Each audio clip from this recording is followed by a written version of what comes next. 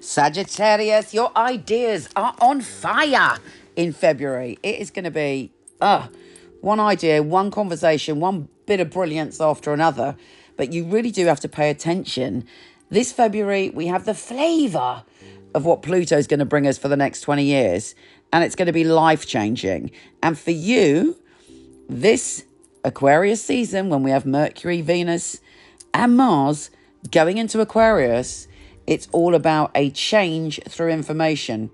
Either you have a genius idea, or somebody has a conversation with you, or you think or come up with something completely different. But it will also mean you have to let go of a certain way of thinking to really evolve, transform, and gather all the gifts this February has to bring you. Starts on the 5th, when Mercury enters Aquarius, and then is also conjunct Pluto. So you might wake up and go, do you know what? I've changed my mind on something very significant. You may just wake up and change your mind, or it may be that someone has a conversation with you and you're like, oh my God, my whole perception has changed. Embrace that. Do not be scared of it. Do not hang on to an idea that no longer serves you. Allow yourself to open up to the possibility of new ways of thinking and being, because it will bring you great and rich rewards.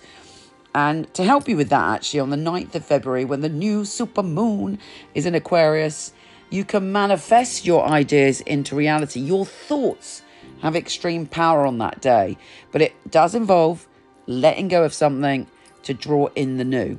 You might be quite forceful in the way you're talking as well, because on the 13th of February, Mars, the planet of action, goes into Aquarius. So you're like, this is my idea, this is what I think, and I'm going to stick to it. And there may be very passionate conversations coming to you. And in fact, you might make a crucial decision on Valentine's Day when Mars is conjunct Pluto. So there is this, boom, I am final, I've made my decision is final, and that's the end of that. With Venus going into Aquarius on the 16th, you become very flirtatious with life. Whether you're flirting with people or whether you're just joyfully flirting with ideas or with communication, it's super sensual and exciting for you. You're drawing towards you all sorts of interesting information and connections, and other people enjoy talking to you. And again, there may be a big change coming in your love life or whatever you're passionate about, particularly when we have Venus joining forces with Pluto. It's like you're changing direction in some way, but it's to bring more love and abundance into your life. It's very, very positive, and you have the strength and force of character to carry it through. There is a big shift of energy on the 19th when the sun enters Pisces, and you turn your focus, although that stuff is going to go on. That stuff about ideas is ongoing, but you sort of turn your focus on the 19th to home and family, and you're like feeling more confident actually about home and family. You're communicating really well when Mercury enters Pisces. You're talking, you're nurturing, you're loving, and you're looking after your beloveds, and you're thinking and able to articulate what you want around your home. There's a full moon on the 24th of February, and this full moon is bringing a peak experience around your career. If you're not working, it's about wherever you're putting your focus in your life now, whatever's really meaningful and important to you, wherever you see your reputation. And this full moon, as I say, brings a peak experience. So plan for that and plot for that.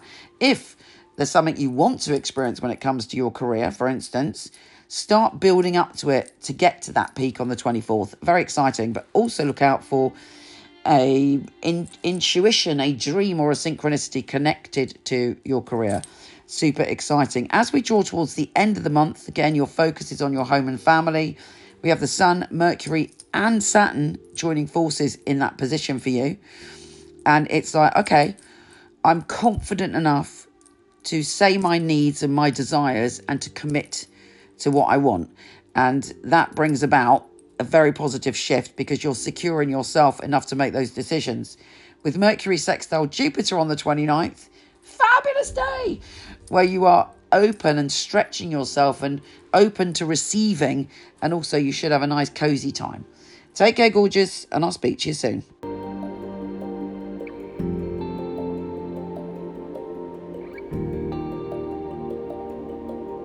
So here is the deck. I love the box. Got some of the tarot heroes on the front that are in my deck, which I'll tell you about later. It is flip top. How fabulous is that? I love that.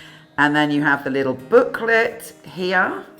Little nuggets of information about each card. Here they are. Notice the gold. The Fool. The Magician. The High Priestess, which is so important because it is Pamela Coleman Smith. She was the illustrator of the original Rider-Waite. And I have 3 Lovers cards. The Chariot, Strength, the Hermit, various heroes here. This is Anna May Wong. So I've got this leaflet that comes with the pack. It gives you one line of straight to the point wisdom about it. But this is the book. And I'm so pleased with it because what I aim to do with this deck is to inspire your own psychic ability, but also to empower you and uplift you every day with the message of the card. Let's take a look inside. In it, we've got the meanings and readings. All my knowledge is in this book, all my love and all my heart.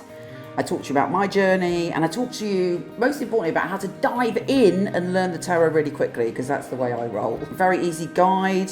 I talk to you about reversals and how to empower yourself and feel the love of the tarot. And then there's a little space where you can do your readings. And at the back, really importantly, I talk to you about all the card characters, the amazing things they did in the world to inspire us. Just to give you a taster, let's pull a card to see what we've got. Well, that is a great card. The 9 of Cups, the Wish card. The most basic interpretation of the 9 of Cups is that you're being given a massive cosmic yes. This book is my life's work. I've been doing tarot basically from when I was born. It's been a lifelong passion, and you're always learning when it comes to tarot, and I've tried to put everything I know and all the magic and how you can learn quickly. You can get them from Amazon, Barnes & Noble, and potentially order them from your local bookshop and support your local bookshop. These carry my heart and my soul, and I thank you for being on this journey. You inspired me to do it because I wanted to have an inclusive deck. So I thank you for being my inspiration.